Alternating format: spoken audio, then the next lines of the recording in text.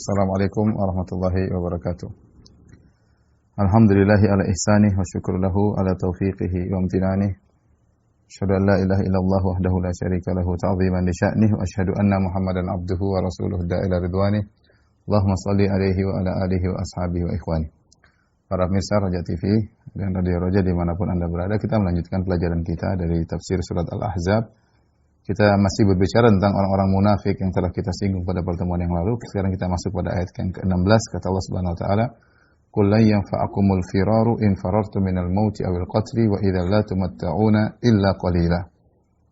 Kemudian yang ke-17, "Qul man dzal ladzi ya'simukum minallahi in arada bikum su'an aw arada bikum rahmah wa la yajiduna lahum waliyan min dunillahi waliyan wa la nasira." Di sini perhatikan ya. Kata Allah Subhanahu wa taala, katakanlah tidak akan bermanfaat kepada kalian sikap dari kalian ya. Larinya kalian dari peperangan ya.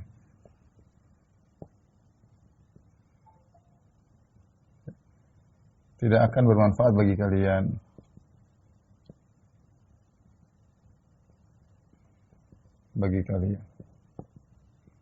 Ini karena orang-orang munafik mereka mundur dari perang Ahzab, ya. In farartum minal mauti awil qatli, ya. Jika kalian lari dari kematian atau dari jika kalian lari dari kematian atau terbunuh dalam peperangan.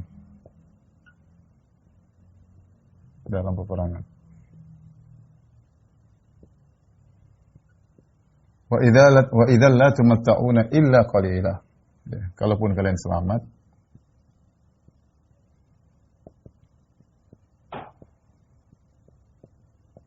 maka kalian hanya diberi kenikmatan sebentar.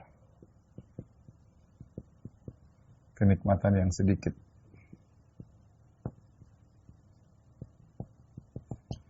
Ini ayat selanjutnya berbicara tentang sifat orang munafik yang Allah suruh katakan, "Qul," katakanlah kepada mereka wahai Muhammad SAW, "La yanfa'akumul firara." Bahwa sikap kalian lari dari perangan melihat pasukan yang begitu banyak, Ahzab, jumlah yang begitu besar, kalian takut, kalian lari, ya.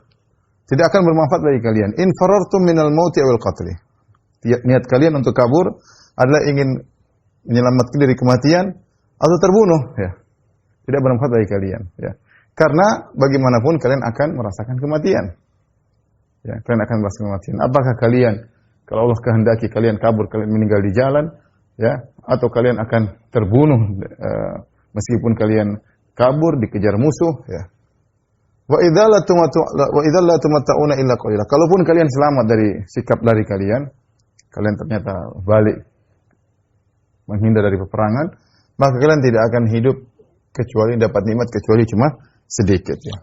Qalilan, kata Allah, cuma sedikit, ya. Allah Subhanahu wa taala selalu mensifati nikmat dunia cuma sedikit dalam beberapa ayat. Seperti dalam ayat ini, wa idzal la tumatta'una illa qalilan. Kalian bersenang-senang kalau kalian hidup tidak tewas, tidak meninggal dalam peperangan, kalian hidup sampai umur kalian sampai ajal datang kalian bersenang-senang, tapi itu pun sedikit, kata Allah Subhanahu wa taala. Karena seluruh kenikmatan dunia qalilan, kata Allah Subhanahu wa taala. Seperti firman Allah Subhanahu wa taala,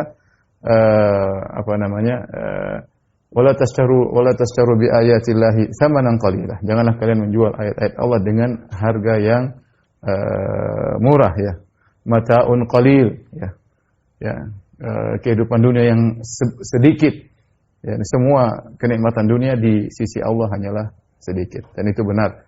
Bayangkan kata Nabi sallallahu alaihi wasallam, bahwasanya maudhi'u sauti ahadikum fil jannah ya khairu minad dunya wa ma fiha. Tempatnya cemeti seseorang di surga, ya, lebih baik dari dunia dan seisinya, ya. Sungguhnya di surga semuanya indah, ya. Sangat luar biasa kenikmatan yang sempurna, ya. Dunia seindah apapun, sehebat apapun, maka dinamakan Allah dengan sedikit dari sisi hakikatnya dan cuma sebentar dari masa untuk menikmatinya. Oleh karena semua kenikmatan dunia Allah sebut dengan sedikit. Nah, mereka ini ketika mereka lari dari peperangan, melakukan dosa besar al-firar min az-zahaq, lari dari medan pertempuran, mereka dalam rangka untuk mengejar yang sedikit ini. kenikmatan yang sebentar dan sedikit.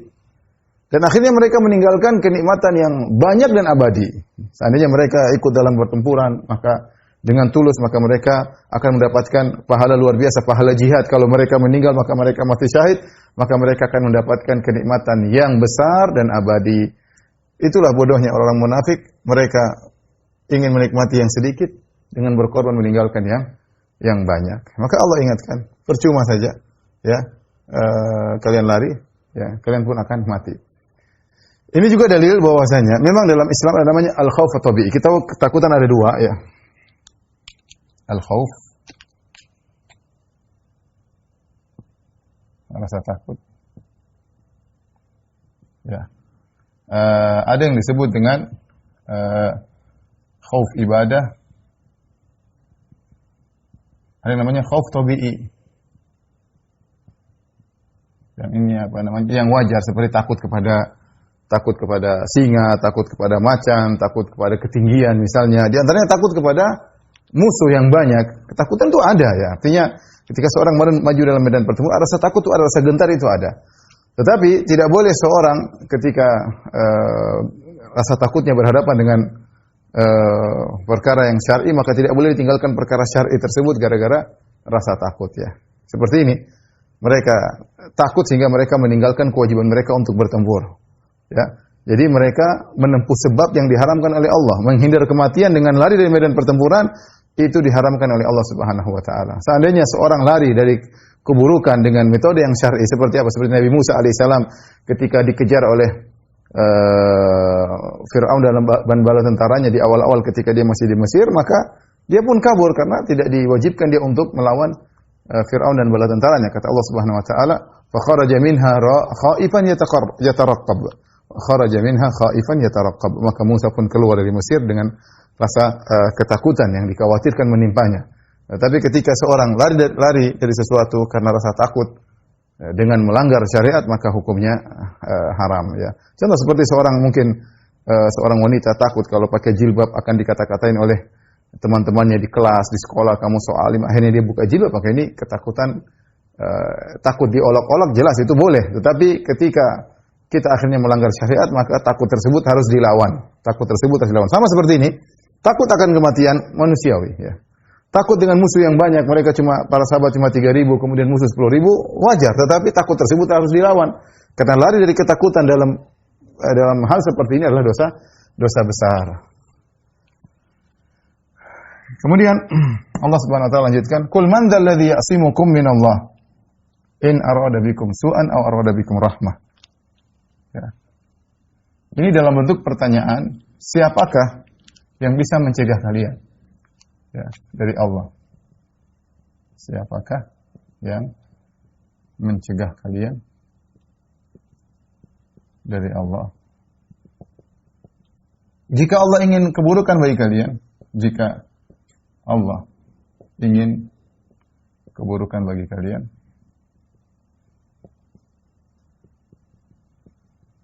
atau arada bikum rahmat, atau ingin rahmat, atau ingin rahmat bagi kalian.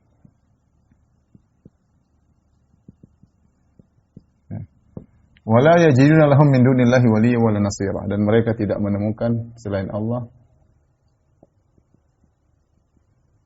tidak mendapati selain Allah ya, wali maupun penolong. Kita kembali pada ayat ini. Allah mengatakan, "Man dzalladzi ya'simukum minallah." Siapa yang mencegah kalian dari Allah? Ini maksudnya tidak ada yang mencegah kalian dari Allah. Tetapi ketika kalimat pernyataan tidak ada yang mencegah kalian dari Allah, Allah datangkan dengan istifham, dengan pertanyaan. Kan maksudnya apa ini? Maksudnya tidak ada yang mencegah kalian dari Allah, tetapi Allah datangkan Subhanahu wa taala dengan bentuk konteks pertanyaan. Siapa yang bisa mencegah kalian dari Allah Subhanahu wa taala? Dan kata para ulama seperti kata Syekh Utsaimin rahimahullah, pernyataan penafian yang didatangkan dalam bentuk pertanyaan itu menunjukkan adalah tantangan. Sebenarnya cukup Allah mengatakan tidak ada yang menyelamatkan, tidak ada yang mencegah kalian dari Allah. Tapi Allah tidak menafikan begitu saja. Allah datangkan dengan konteks pertanyaan. Siapa yang bisa mencegah kalian dari Allah, ya. Ini seperti firman Allah Subhanahu wa taala, "Man dzalladzi yashfa'u 'indahu illa bi'idznih." Siapa yang bisa memberi syafaat di sisi Allah kecuali dengan izinnya. Ini penafian, artinya tidak ada yang bisa beri syafaat di sisi Allah kecuali dengan izinnya, tetapi ada semacam tahaddi, semacam tantangan. Siapa yang bisa? Sama seperti ini. Penafian tapi didatangkan dalam konteks pertanyaan seakan-akan Allah menantang. Siapa sih yang bisa menyelamatkan kalian dari Allah? In arada bikum su'an, kalau Allah menghendaki keburukan bagi kalian, au arada bikum rahmah, kalau Allah menghendaki kebaikan bagi kalian. Maksudnya apa? Semua perkara diatur oleh Allah Subhanahu wa taala, ya. Semua perkara diatur oleh Allah Subhanahu wa taala. Ya, Allah adalah Al-Mani, Al-Mu'ti, ya. Al-Basit, Al-Qabid, ya. Allah yang memberikan, yang mencegah, semuanya adalah Allah Subhanahu wa taala. Kalau Allah menghendaki keburukan bagi kalian, kalian tidak bisa menghindar. Kalau Allah menghendaki kebaikan bagi kalian, tidak ada yang bisa mencegah kebaikan untuk kalian. Ini sebagai penangkatan ayat sebelumnya. Artinya, kalian pun kabur dari peperangan. Kalau Allah menghendaki keburukan bagi kalian, meskipun kabur, kalian akan terkena keburukan. Kalian kalau bertahan dalam peperangan, kalau Allah menghendaki kebaikan, tidak ada yang bisa mencelakakan kalian. Maksudnya demikian. Ya. Baik. Ini iradah, ya. Al-iradah di sini, ya, sebagaimana sering kita bahas dalam masalah akidah, ya, yaitu al-iradah kauniyah. Sering kita bahas, apakah Allah menghendaki keburukan? Allah menghendaki keburukan?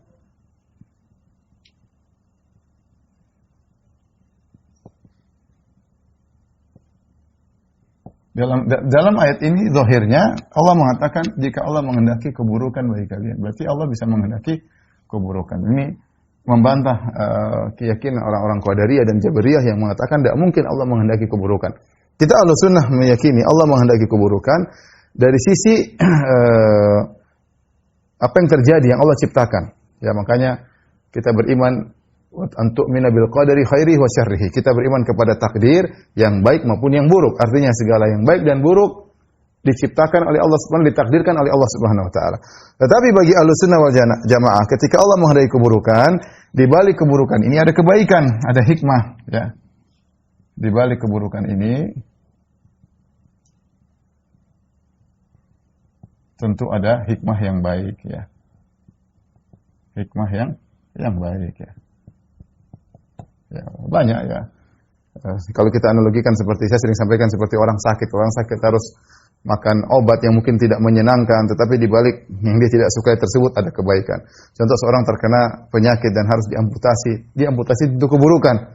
Ya, tetapi di balik keburukan tersebut ada kebaikan yang Allah kehendaki. Bahkan sering sampaikan Allah menciptakan iblis adalah keburukan. Allah izinkan iblis untuk menggoda manusia. Tapi di balik penciptaan iblis, di balik Allah mengizinkan iblis untuk menggoda manusia ada banyak kebaikan. Seperti akan nampak para mujahidin, banyak akan nampak orang-orang yang rela mengorbankan harta mereka untuk berjuang di jalan Allah Subhanahu wa taala. Dengan adanya iblis Allah menciptakan surga dan neraka. Dengan adanya iblis muncullah Fir'aun, tapi muncul juga Nabi Musa. Dengan adanya iblis muncullah Abu Jahal, tapi ada Nabi Muhammad sallallahu alaihi wasallam. Dengan adanya iblis maka orang terjerumus dalam kemaksiatan, kemudian mereka bertobat kepada Allah, maka tampaklah sifat Maha Pengampun Allah Subhanahu wa taala. Ya, di antara hikmah iblis Allah menciptakan dua hal yang kontradiktif antara surga dan neraka. Allah bisa menampakkan adalah syadidul iqab dan ghafurur rahim. Allah siksanya sangat pedih dan Dia Maha Pengampun. Dan banyak hal dijelaskan oleh para ulama dalam buku akidah bahwasanya Allah menciptakan keburukan atau Allah menghendaki keburukan, tapi di balik keburukan ini ada kebaikan. Sederhananya seperti firman Allah Subhanahu wa taala, "Zaharal fasadu fil barri wal bahri bima kasabat aydin nas liyudhiqahum ba'dalladzi amilu la'allahum yarji'un." Telah nampak kerusakan di daratan dan di lautan. Itu Allah ciptakan kerusakan di daratan dan lautan. Ya. Akibat apa? Akibat perbuatan manusia. Untuk apa Allah ciptakan keburukan tersebut, kerusakan? Liyudhiqahum ba'dalladzi amilu, agar mereka merasakan akibat perbuatan mereka. La'allahum yarji'un, hikmahnya agar mereka sadar. Kerusakan yang Allah ciptakan di atas muka bumi dan di daratan lautan Allah tidak sukai. Wallahu la yuhibbul fasad. Allah tidak suka kerusakan. Tapi Allah ciptakan kenapa? Di balik kerusakan tersebut ada hikmah, yaitu agar mereka sadar dan kembali kepada Allah Subhanahu wa taala. Ini adalah bantahan kepada Jabariyah dan Qadariyah yang mengatakan Allah tidak mungkin menghendaki keburukan. Allah sebutkan dalam ayat, "In arada bikum su'an." Baik. Kemudian kata Allah Subhanahu wa taala, "Wala yajiduna lahum min dunillahi waliyya wala nasira." Mereka tidak akan menemukan, mendapati selain Allah yang akan menolong mereka, ya, dan sebagai wali mereka maupun menolong mereka. Para ulama menafsirkan yang dimaksud wali yaitu yang mendatangkan kebaikan.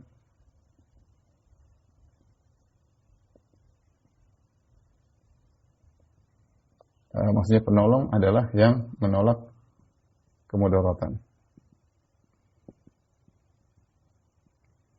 Ya. Tidak ada yang bisa mendatangkan kebaikan, tidak ada yang bisa menolak kemudaratan kecuali Allah Subhanahu wa taala. Jika Allah sudah berkehendak untuk mendatangkan keburukan, maka tidak ada yang bisa mencegah, ya, dan tidak ada yang bisa menolong.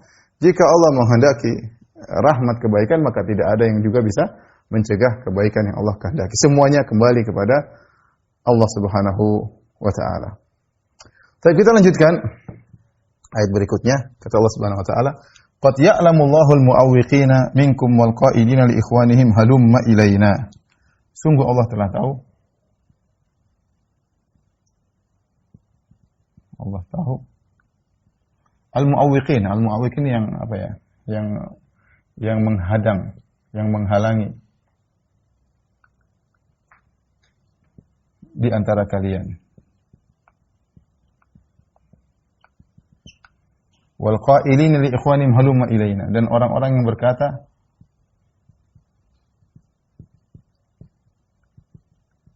kepada saudara mereka, kepada saudara-saudara mereka atau teman-teman mereka, kemarilah kepada kami. Kemarilah kepada kami.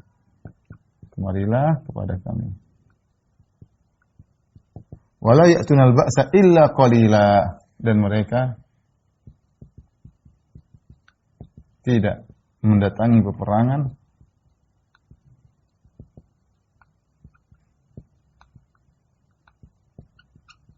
kecuali sedikit.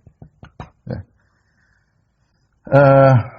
Setelah itu Allah menekankan bahwasanya di antara orang munafik yang ada dalam perang Ahzab bersama dalam barisan kaum muslimin ada dua model, ya. Di sini Allah mengatakan al-mu'awwiqin. Al-mu'awwiqin maksudnya yang menghalangi di antara kalian. Itu orang munafik yang mereka menghalangi manusia dari jalan Allah Subhanahu wa taala. Yaitu misalnya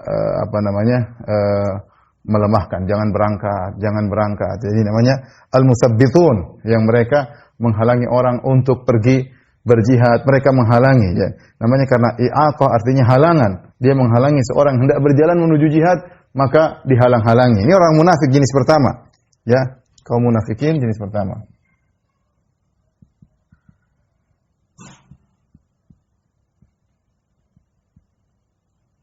Kemudian yang kedua, wal qailina li ikhwanihim. Ada jenis orang munafik jenis kedua. Jenis kedua, yang mereka mengatakan kepada saudara-saudara mereka, halumma ilaina. Sudah ada dalam peperangan, mereka panggil. Ini lebih parah daripada sebelumnya. Kalau sebelumnya mungkin halang-halang, ini sudah dalam medan pertempuran dipanggil. Sudah gabung dengan kita aja, enggak usah perang. Tinggalkan Muhammad. Ya, ini mukhaddil, ya. Jadi orang-orang yang sudah masuk dalam medan pertempuran ditarik supaya mundur. Dua-duanya berbahaya. Yang menghalangi berjalan menuju pertempuran berbahaya. Yang kedua lebih berbahaya lagi, setelah sampai di medan pertempuran dipanggil halumma ilaina, ya. Dan di sini, di sini, ya, adalah ataf di antara dua hal yang berbeda. Karena sebagian ulama berpendapat al-qailin dan al-mu'awwiqin adalah sama, cuma ini ataf penggandengan sifat yang berbeda. Al-qailin mereka lah al-mu'awwiqin. Tetapi sebagian ulama mengatakan tidak. Al-qailin dan al-mu'awwiqin dua kelompok yang berbeda.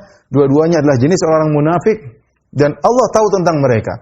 Di sini Allah menggunakan fi'il mudhari', ya'lam. Fi'il mudhari'. Kita tahu bahwasanya hukum asalnya kalau qad masuk dalam fi'il mudhari', maka dia untuk taklil atau untuk taksir. Kita artinya taksir maksudnya kita mengatakan terkadang atau sering. Seharusnya qad kalau masuk dalam fi'il mudhari' itu artinya sering atau kadang. Sering atau kadang. Seperti kita mengatakan qad yajudul bakhil.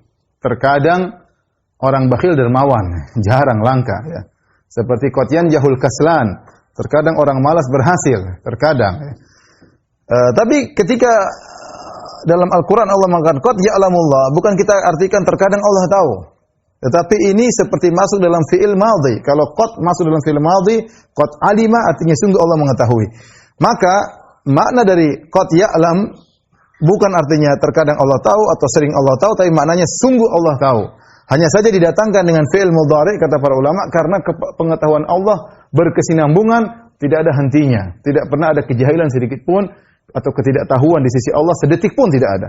Karena ilmu Allah yang terus mustamir, yang selalu mengetahui selalu, maka Allah datangkan dengan fi'il mudhari qad ya'lam sebagaimana dijelaskan oleh Syekh Utsaimin rahimahullahu taala ya.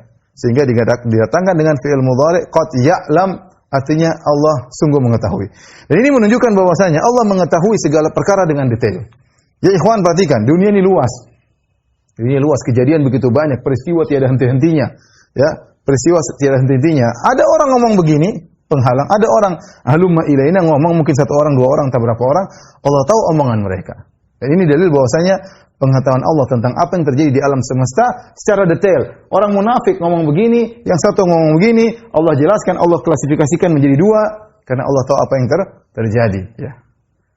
Sementara kejadian-kejadian ini pun Allah tahu. Tidak seperti kita manusia, kalau kita sibuk dengan sesuatu yang lain kita lupakan. Tapi Allah Subhanahu wa taala, "Wa ma tasqutu min waraqatin illa ya'lamuha." Tidak ada satu daun pun yang jatuh kecuali Allah mengetahui. Jadi menunjukkan ilmu Allah luas ya, sampai orang-orang munafik. Pembicaraan mereka, metode-metode mereka dalam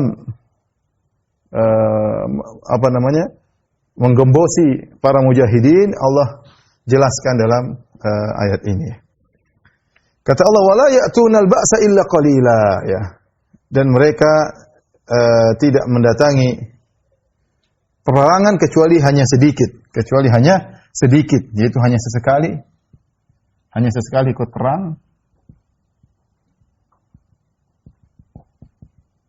perang ya. Itu pun karena riya. Karena mereka ingin dipuji, maka mereka ikut perang, sesekali ikut perang. Dalam rangka agar bisa dipuji. Seandainya tidak ada yang lihat, mereka tidak bakalan datang. Tapi mereka terkadang hadir dalam perang, terkadang saja supaya diakui. Yang penting kelihatan. Dan dianggap sedikit oleh Allah Subhanahu wa taala tadi, karena tidaklah mereka bergerak kecuali hanya sedikit. Wala yadhkurunallaha illa qalila. Tidaklah mereka mengingat Allah kecuali hanya sedikit, sebagaimana sifat-sifat orang munafik ya. Baik. Setelah itu Allah berfirman, asyihatan alaikum. Ya. Asyihatan alaikum.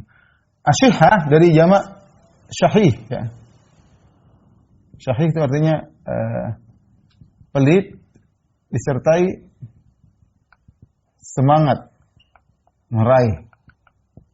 Dia lebih secara umum dia lebih parah daripada bakhil.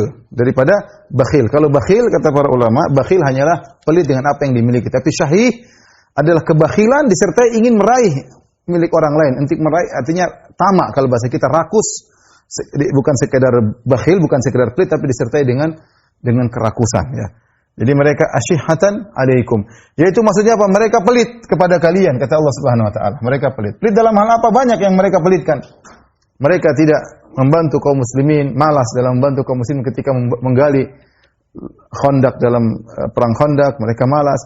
Mereka tidak pelit untuk berinfak ya kepada kaum muslimin untuk berjuang di jalan Allah Subhanahu wa taala. Mereka pelit untuk menyediakan makanan bagi kaum muslimin para mujahidin, mereka pelit.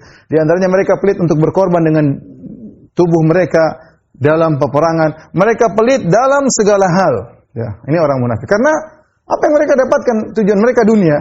Sementara seluruh pengorbanan tersebut adalah untuk akhirat. Ketika tidak ada sesuatu yang mereka imani dalam akhirat, maka mereka menjadi pelit. Nampak. Allah mengatakan asyihatan alaikum. Mereka pelit kepada kalian. Setelah itu Allah sebutkan sifat-sifat mereka. Apa sih sifat-sifat mereka? Di antara sifat paling utama adalah penakut. Al-jubun ya. Mereka jaban, ya. Jubana. Kata Allah, fa idza ja'al khaufu, jika telah datang ketakutan, ya, tiba ketakutan. Ketakutan ini maksudnya apa? Misalnya datangnya musuh, ya. musuh datang seperti Al-Ahzab, 10.000 pasukan yang datang mengepung kota Madinah. Apa yang terjadi pada diri mereka? Ra'aitahum yanzuruna ilaika taduru a'yunuhum. Kau lihat mereka, ya. Kau lihat mereka taduru a'yunuhum, mata mereka terputar-putar, ya. Mata mereka berputar-putar. Kalladzi yughsha 'alaihi minal maut, seperti orang yang pingsan karena mau mati. Seperti orang yang pingsan tersungkur karena mau mati. Di sini Allah sebutkan sifat mereka. Begitu mereka saking takutnya, takut kepada apa? Di sini ada dua pendapat, ya. Dua pendapat para ulama. Takut kepada siapa? Pertama, takut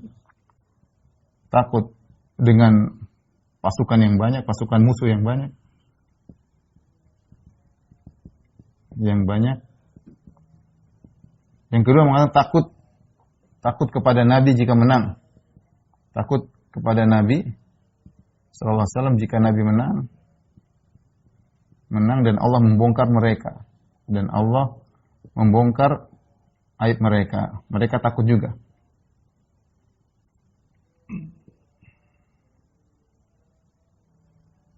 Yahzarul munafiquna an tunazzala 'alaihim suratun tunabbi'uhum bima fi qulubihim.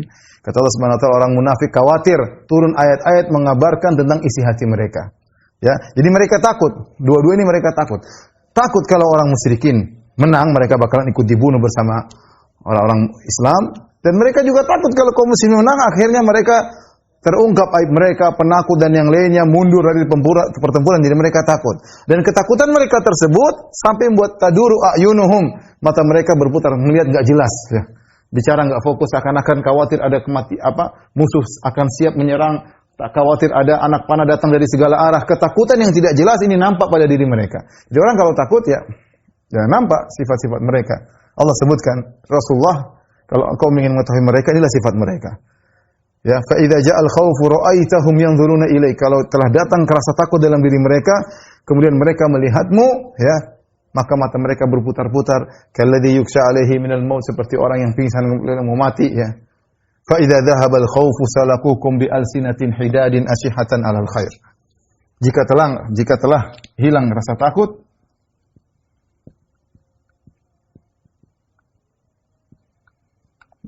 ya. Salakukum bi alsinatin hidadin. Mereka bicara kepada engkau. Mereka berbicara kepada engkau dengan bersilat lidah, ya. Pintar ngomong, ya. Pintar ngomong dan tajam. Pintar ngomong dan tajam. Ya. Disebut dengan khatib mislaq, bahasa Arab khatib al-mislaq, ya. Dikatakan khatib mislaq itu maksudnya pandai ngomong, khatib yang pandai ngomong, pandai khutbah. Jadi Allah jelaskan sifat orang munafik, kalau sudah rasa takut hilang, tenang, mulai ngomongnya pintar. Pintar ngomong dia apa Nabi SAW. Kami itu begini, kami itu begini, kami itu begini. Bahkan nyindir kaum muslimin, menyerang kaum muslimin, menyakiti hati kaum muslimin dengan omongan-omongan. Yang mereka memang pandai ngomong. Sampai sekarang, orang munafik kalau tidak suka dengan Islam, pandai ngomong luar biasa. Dibumbu, dirangkai, diramu, kemudian akhirnya keluar tulisan atau ungkapan yang menjatuhkan Islam, merendahkan Islam. Ya, kalau udah rasa takut hilang, mereka pandai ngomong. Asyihatan 'alal khair. Dan mereka pelit untuk kebaikan, ya. Mereka pelit, ya. Mereka rakus, ya, rakus alal khair maksudnya rakus. Tadi kita katakan syahih itu pelit dan rakus pada kebaikan. Kebaikan di sini kata para ulama maksudnya adalah ghanimah, ya. Ghanimah. Orang munafik itu kalau perang paling malas. Tetapi kalau sudah dapat ghanimah mereka paling semangat untuk mana jatah saya, ya. Ya. Dia ingin jatahnya. Kalau dapat ghanimah tidak mau bersedekah. Jadi sifat seperti itu. Ini sifat-sifat orang munafik. Allah sebutkan beberapa sifat mereka. Dalam kondisi takut seperti ini. Kemudian dalam kondisi nyaman, pintar ngomong. Kemudian kalau sudah dapat ghanimah, pelit, ya. tidak mau ghanimah dikurangi, dan pelit tidak mau bersedekah dengan ghanimahnya. Tapi tolong dihapus. Setelah itu Allah Subhanahu wa taala berfirman setelah menyebutkan sifat-sifat mereka, kata Allah, fa idza dhahaba al-khawfu salaqukum bi alsinatin hidadin asy'atan 'alal khair.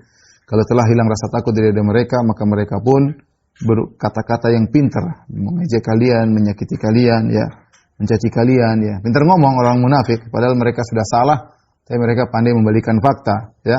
Itulah orang munafik. Asy'atan 'alal khair, ya. Mereka bakhil untuk berbuat kebaikan, di antaranya tafsir ulama karena ghanimah. Kalau mereka sudah dapat ghanimah, mereka tidak mau membagi ghanimah, ya. Kata Allah Subhanahu wa taala, ulaika lam yu'minu. Mereka itulah orang-orang yang tidak beriman. Kalau mereka beriman kepada hari akhirat, tentunya mereka tidak penakut. Tentunya mereka tidak pelit, ya. Tentunya mereka akan semangat, ya. Nampak orang kalau beriman, ya, mereka akan semangat, tidak penakut, ya, dalam peperangan. Ya, karena mereka tidak beriman dengan hari kemudian, dengan hari akhirat, akhirnya mereka penakut. Fahbatallahu a'malahum, maka Allah akan gugurkan amalan mereka. Ya, jihad yang mereka ikuti sesekali tidak ada pahalanya di sisi Allah Subhanahu wa taala. Sedekah yang mereka keluarkan sesekali tidak ada pahalanya di sisi Allah Subhanahu wa taala. Salat jamaah yang mereka kerjakan sesekali tidak akan bernilai di sisi Allah Subhanahu wa taala. Karena orang-orang munafik ini mereka juga beribadah. Wa idza qamu ila sholati qamu kusala. Kalau mereka mau salat mereka malas, jadi mereka salat.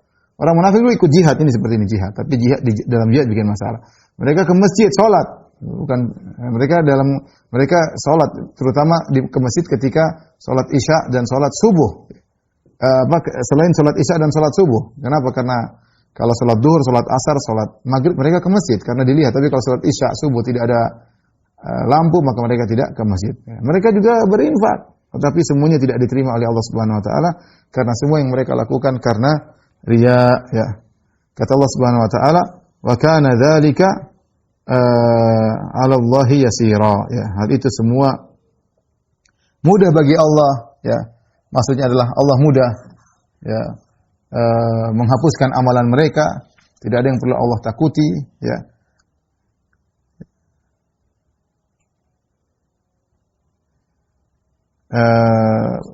Allah mudah untuk menghapuskan amalan mereka dan itu ringan bagi Allah Subhanahu wa taala. Demikian juga sebagian ahli tafsir mengatakan bagi Allah kemunafikan mereka itu ringan, artinya tidak mempengaruhi Allah sama sekali. Mereka munafik seperti itu tidak jadi masalah bagi Allah. Yang jelas Allah akan siapkan hukuman bagi mereka. Setelah itu ayat terakhir yang akan kita bahas pada kesempatan kali ini, Allah berfirman, yahsabunal ahzaba lam yadhhabu. Mereka orang munafik menyangka bahwasanya Al-Ahzab belum pergi. Al-Ahzab maksudnya pasukan Abu Sufyan dan lain-lain. Jadi setelah Abu Sufyan dan pasukannya pergi, sudah meninggalkan kota Madinah, mereka masih takut. Mereka masih takut. Yang menunjukkan sifat penakut mereka yang luar biasa. Ya, mereka masih khawatir. Padahal sudah pergi. Orang beriman tenang, sudah pergi jelas. Mereka orang munafik, yahsabun al-ahzab lam yadhhabu. Mereka masih menyangka al-ahzab belum pergi. Ibaratnya kita kalau bicara sederhana, misalnya orang takut sama anjing, ya. Kemudian anjingnya gonggong-gonggong, dia mau lewat, terus sudah pergi diusir. Sudah lewat situ tetap tidak mau. Kenapa? Aduh, jangan-jangan. Nah ini, mereka seperti itu. Mereka takut sekali dengan pasukan Abu Sufyan 10.000. Ketika sudah dikatakan sudah pergi, mereka masih ketakutan. Bahkan mereka menyangka belum pergi, jangan-jangan balik. Ya. Kata Allah, wa iyyatil ahzabu yawaddu law annahum baduna fil a'rabi yas'aluna an anba'ikum. Kalau ternyata al-ahzab datang menyerang untuk kedua kali, mereka berangan-angan tidak sedang tinggal di kota Madinah, tapi mereka berangan-angan untuk sedang tinggal di pedalaman-pedalaman, sehingga mereka tidak diajak untuk berperang. Mereka inginnya kalau datang lagi, mereka sedang tinggal di Badui bersama Arab Badui, supaya apa? Yas'aluna an ambaikum. Mereka tidak ikut perang, tapi mereka tinggal tanya apa yang terjadi bagi Muhammad, apa yang menimpa pasukan kaum muslimin. Jadi mereka cuma tanya-tanya dan berharap keburukan menimpa kaum muslimin. Kata Allah, walau kanu fikum ma qatalu illa qalila. Seandainya mereka hadir bersama kalian dalam peperangan, ma qatalu illa qalila, mereka tidak ikut berperang kecuali hanya sedikit, sedikit. Apa kata Al-Qurtubi rahimahullah ta'ala dalam tafsirnya, orang munafik, mereka meskipun mereka berperang dalam peperangan, kalau mereka munafik maka semua peperangan mereka dinilai sedikit oleh Allah Subhanahu wa taala. Tetapi kalau orang beriman, meskipun jihad yang dia ikuti cuma sedikit, cuma sebentar, tapi kalau karena Allah Subhanahu wa taala, maka sebaliknya, katsiran, akan bernilai besar di sisi Allah Subhanahu wa taala. Ini saja pemirsa Raja dan Radio Raja TV Raja rahmati Allah Subhanahu wa taala. Demikian saja apa yang bisa saya sampaikan kepada para pemirsa Raja TV dan Raja dimanapun Anda berada. Insyaallah kita bertemu di kesempatan yang lain. Wabillahi taufik wal hidayah. Assalamualaikum warahmatullahi wabarakatuh.